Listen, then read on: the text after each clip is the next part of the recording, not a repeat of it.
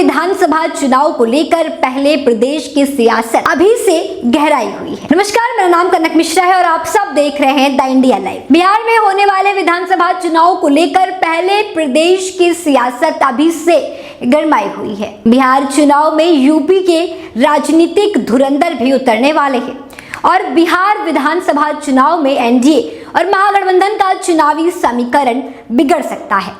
UP के नेताओं की इस लिस्ट में सबसे पहला नाम पूर्व मुख्यमंत्री बहुजन समाज पार्टी सुप्रीमो मायावती का है, जिन्होंने बिहार चुनाव में अकेले लड़ने का ऐलान किया है। इसके साथ ही नगीना सांसद चंद्रशेखर आजाद और यूपी सरकार के मंत्री ओम प्रकाश राजभर ने भी बिहार चुनाव में उतरने की पूरी तरह से तैयारी कर ली है, पूरा मन बना लिया है। दोस्तों, बिहार की 243 सीटों पर होने वाले विधानसभा चुनाव को लेकर बसपा सुप्रीमो मायावती ने हाल ही में ऐलान किया था कि बसपा बिहार चुनाव अकेले ही मैदान में उतारेगी। इसके साथ ही मायावती ने अपने भतीजे आकाश आनंद के साथ केंद्र को कोऑर्डिनेटर और राज्यसभा सांसद रामजी गौतम को बिहार चुनाव की जिम्मेदारी दी है। वहीं उत्तर प्रदेश की नगीना सीट से सांसद और आजाद समाज पार्टी के राष्ट्रीय अध्यक्ष चंद्रशेखर आजाद भी बिहार विधानसभा चुनाव में पूरी तरह से चुनावी मैदान में उतरने वाले हैं। नगीना सांसद चंद्रशेखर आजाद बिहार में 100 सीटों पर चुनावी मैदान में उतरेंगे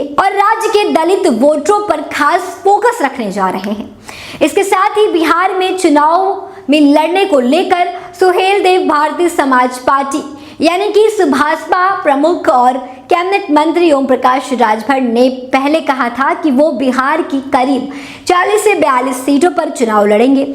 हालांकि अब ओम प्रकाश राजभर ने कहा कि हमारी मुलाकात भारतीय जनता पार्टी के शीर्ष नेताओं से हुई है। गृह मंत्री अमित शाह, बीजेपी राष्ट्रीय अध्यक्ष जेपी नड्डा और संगठन मंत्री से हम मुलाकात कर चुके हैं। हमने बिहार के 29 सीटों की सूची उन्हें सौंप दी है और उनका कहना है कि चुनाव नजदीक आते ही हम सभी लोग मिलकर सीट शेयरिंग पर चर्चा करेंगे। हम लोग मिलकर लड़ेंगे, ये तय है। हमारा उद्देश्य है कि बिहार में एनडीए की सरकार बने। हम सरकार में शामिल भी होंगे और बिहार में योगी मॉडल लागू करेंगे। दोस्तों, यूपी के नेताओं की अगर बिहार विधानसभा चुनाव में एंट्री होती है तो न केवल ये महागठबंधन को नुकसान पहुंचाएंगे बल्कि एनडीए के लिए भी एक झटका देंगे, क्योंकि अगर ओम प्रकाश राजभर एनडीए के साथ चुनाव में आते हैं तो वो अत्यंत पिछड़ा वर्ग ईबीसी का वोट एनडीए के पाले में लाने की कोशिश करेंगे। लेकिन अगर वो अलग से चुनाव लड़ते हैं तो ईबीसी वोट बैंक एनडीए के हाथ से चला जाएगा।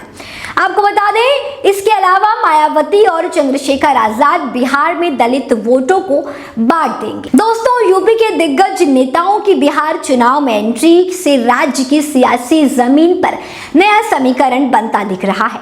मायावती, चंद्रशेखर आजाद और ओम प्रकाश राजभर जैसे नेता जहां अपनी अपनी पार्टियों के दम पर मजबूती से उतरने की तैयारी में है, वहीं उनका प्रभाव एनडीए दोनों के लिए चुनौती बन सकता है। ऐसे में आने वाले दिनों में बिहार की राजनीति और भी दिलचस्प मोड़ ले सकती है। आप सभी को क्या लगता है दोस्तों, यूपी के दिग्गजों की अगर बिहार में एंट्री होती है तो क्या कुछ बदलाव होते हैं? कमेंट में जरूर बताएं और देखते रहें द इंडिया लाइव।